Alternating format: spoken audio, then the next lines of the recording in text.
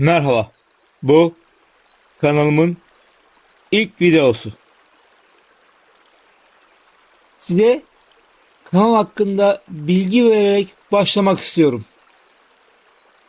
Ben 52 yaşında bir beyaz yakalıyım. İstanbul'da yaşıyorum. Trafik stresi yaşamaktan, şehrin kalabalığından, koşuşturmacasından, gürültüsünden, bütün gün beton bir binada, bir masada, bilgisayara bakarak oturmaktan hoşlanmıyorum. Ama buna mecburum. Mecbur olduğum hayattan biraz olsun kaçmak için doğaya koşuyorum. Hafta sonları doğada vakit geçirerek o yapay hayattan doğal hayata kaçarak rahatlamaya çalışıyorum. İleride belki ilaveler yapabilirim. Ama başlangıçta beni kahvaltı yaparken, ok atarken ve öğle yemeği yerken izleyeceksiniz. Kanalda ne paylaşacağımı düşünürken sosyal medyada insanların izleyeceği şekilde yemek yemenin doğru olmadığını düşünüyordum. Fakat sonra fikrim değişti. Madem doğada geçirdiğim zamanı paylaşıyorum, bana keyif veren, üzerimde bir tavan olmadan yemek hazırlamanın ve yemenin kanalda olmasına karar verdim. Bu kanal izlediğiniz diğer kanallar gibi doğada kamp yapıp hazırladıkları yemeği görsel bir şölen gibi sunan kanallardan olmayacak. Onları kötülemiyorum. Görsel olarak çok güzel videolar hazırlıyorlar. Sadece bu kanal onlar gibi olmayacak, onu haber veriyorum. İzleyeceğiniz yemek videoları sırasında her videoda bir konudan bahsedeceğim. Kimi zaman bir tecrübemi paylaşacağım. Kimi zaman tavsiye vereceğim. Kimi zaman da derdimi dökeceğim. Sıkıcı olmayacağını umut ediyorum. Sanırım 52 yaşında ama yaşadıklarıyla 200 yıllık tecrübe biriktirmiş biri herkesin işine yarar. Ok atış videolarımda geleneksel okçuluk hakkında bilgi vereceğim. Madem ofisten bunaldığım için bu kanalı açtım, öyleyse bu videoda ofiste çalışmanın zararlarından bir tanesinden bahsedeyim. Sosyal izolasyon ve yalnızlık. Ofis çalışanlarında sosyal izolasyon ve görünmezlik duvarı büyük bir sorundur. Mesele aslında çok derin. Bir hayatta kalma çelişkisinden ibaret. Bizim o binlerce yıllık eski model beynimiz sadece fiziksel tehlikelerden kaçmak üzerine kurulu değil. O beynin en temel yazılımı bir gruba ait olmak ve o grup tarafından görülmek üzerine yazılmış. Eskiden bir kabileden dışlanmak, fark edilmemek veya gruptan ayrı düşmek doğrudan ölüm demekti. Bu yüzden beynimiz sosyal bir bağ kuramadığı her anı hayati bir tehdit olarak algılar. Bugün o devasa plazalara, camdan binalara girdiğinde etrafında yüzlerce insan olması beynini kandırmaya yetmiyor. Fiziksel bir kalabalığın içinde olman, ruhsal olarak bir kabilenin parçası olduğun anlamına gelmiyor. İşte o kapıdan içeri adım attığın an hissettiğin o derin boşluk aslında binlerce yıllık genetiğinin bu yapay düzene verdiği en büyük tepki. Kabileden kopuş. Bu dijital yalnızlığın mekanik yüzü. Vücudunun seni korumaya yemin etmiş o hassas sistemi sadece savaş ya da kaç emrini vermez. Aynı zamanda burada güvende miyim? Beni fark ediyorlar mı? Sorusunu sorar. Ama modern ofis hayatı bu soruya cevap vermek yerine aramıza şeffaf ama aşılmaz duvarlar örüyor. Eskiden bir insanın gözünün içine bakmak, elini sıkmak veya yan yana durup aynı havayı solumak beynine güvendesin, kabilenle birliktesin mesajı gönderirdi. Şimdi ise yan masandaki insana bile ekran üzerinden ulaşıyorsun. Ekranların ördüğü görülmez bir duvar var. Sabah bilgisayarı açtığın an dünya ile olan o gerçek bağın kopuyor. Yanındaki insanın nefesini duyuyorsun ama onunla sadece dijital kodlar üzerinden konuşuyorsun. Beynin o sarı gülen yüz ikonlarını, emojileri gerçek bir tebessüm olarak algılamıyor.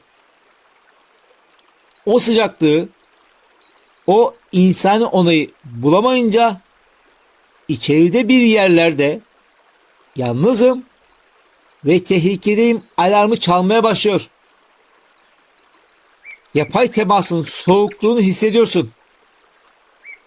Ofis içindeki o kısa nasılsın soruları veya asansördeki zoraki selamlaşmalar aslında birer iletişim değil, birer nezaket protokolü.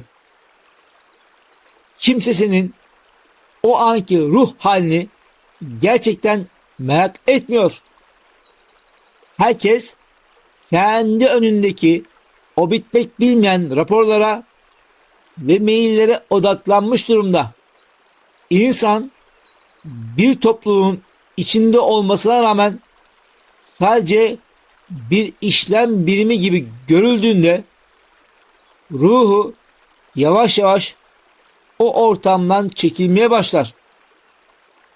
Bu aidiyetin kayboluşudur. Bir şirketin parçası olmakla bir grubun parçası hissetmek çok farklı şeyler. Şirket kartını okutup içeri girmek seni oraya ait yapmıyor. Eğer yaptığın işin içinde insani bir dokunuş, bir takdir veya bir görülme hali yoksa beyin bir süre sonra ben burada neden varım diye sormaya başlıyor. Bu cevapsız soru anksiyeteyi besleyen en büyük belirsizliktir. Bu yalnızlığın ruhu ele geçiren sessiz işgalidir. Vücut uzun süreli bir yalnızlık ve dışlanmışlık hissiyle karşılaştığında tıpkı bir cihazın güç tasarrufu moduna geçmesi gibi kendini kapatmaya başlar. Eğer bağ kurmaya çalıştığın her girişim bir duvara çarpıyorsa beyin enerji harcamayı bırakır. Bu durumun sendeki karşılığı ise o çok ağır gelen moralsizlik ve izolasyon halidir. Sonuç görünmezlik hissidir. Bir toplantıda fikrin sorulmadığında veya bir başarıda adın geçmediğinde O eski model beyin bunu hayati bir saldırı olarak kodluyor. Görülmüyorum, o halde yokum gibi yıkıcı bir düşünce zihnine yerleşiyor.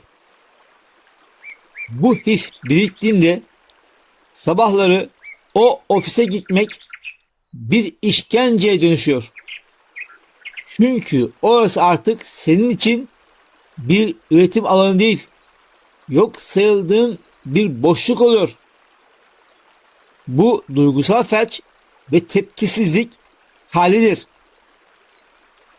Konuşulmayan, paylaşılmayan duygular içeride zehirli bir torku bırakır. Derdini anlatacak, bugün gerçekten çok yoruldum diyebilecek samimi bir bağ bulamadığında o yükü tek başına taşımak zorunda kalırsın. Bir süre sonra sadece işine değil, hayata karşı da bir tepkisizlik başlar. Hiçbir şeyden tat alamama hali aslında ruhunun o yalnızlık yükü altında ezilip kendini korumaya almasıdır. Anlamsızlık boşluğuna düşersin. Bizler doğamız gereği ürettiğimiz şeyin bir faydasını görmek ve takdir edilmek isteriz. Ama plaza hayatında yaptığın işin sonu gelmiyor. Bir rapor bitiyor, diğeri başlıyor. Bu döngünün içinde insani bir bağ da yoksa kendini dev bir makinenin işe yaramaz ve her an değiştirilebilir bir parçasıymışsın gibi hissedersin. Bu değersizlik hissi depresif modu tetikleyen en büyük unsurdur. Bu izole dünyada ruhumuzu diri tutmanın yolları var.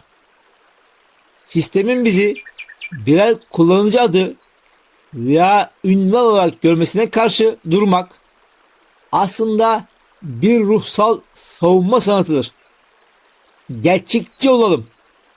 O binaları yıkamayız. Ama o binaların içinde kendi insani alanlarımızı inşa edebiliriz. Şunları birer hayatta kalma kuralı gibi görmek lazım. Önce dijital perdeyi aralamak lazım. Yan masandaki kişiye mesaj atmak yerine ayağa kalkıp yanına git. O insanın göz temasına, ses tonuna ve gerçek varlığına ihtiyacın var.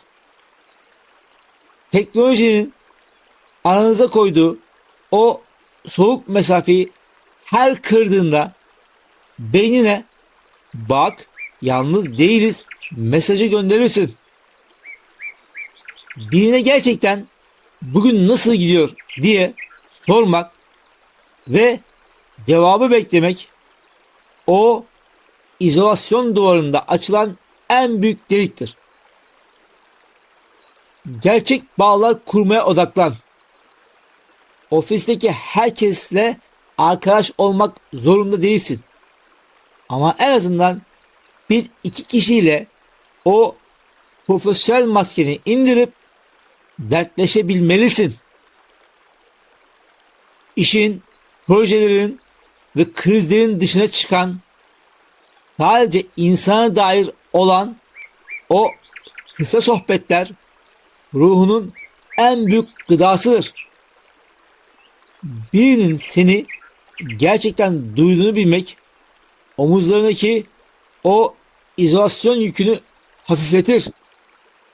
Zihinsel sınırlarını keskinleştirir. Ofisten çıktığın an o dijital kabileyle olan bağını da koparman gerekir.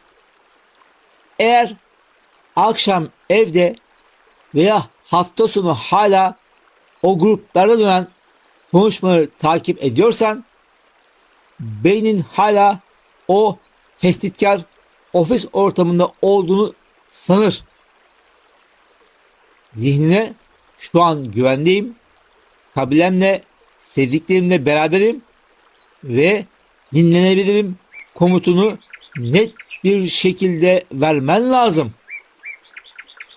Mükemmel olma baskısından kurtul.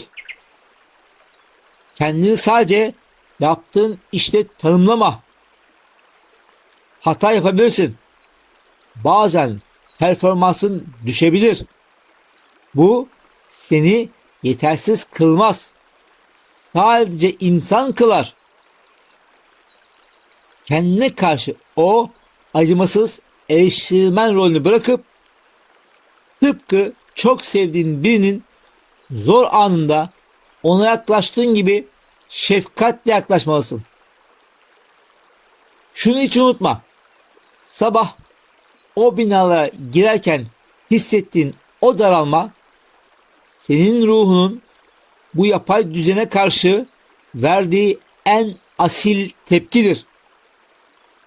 Biz robot değiliz. Bizler bağ kurmak ve fark edilmek isteyen canlılarız. Ofis hayatı bizi ne kadar yalnızlaştırmaya çalışırsa çalışsın, içindeki o gerçek insanı korumak senin elinde. Kendine iyi bak. Çünkü sen o şirketin bir parçası, o masanın bir sahibi değil. Kendi hikayesi, duyguları ve derinliği olan eşsiz bir varlıksın. Senin değerin attığın hiçbir maille veya hazırladığın hiçbir raporla ölçülemez.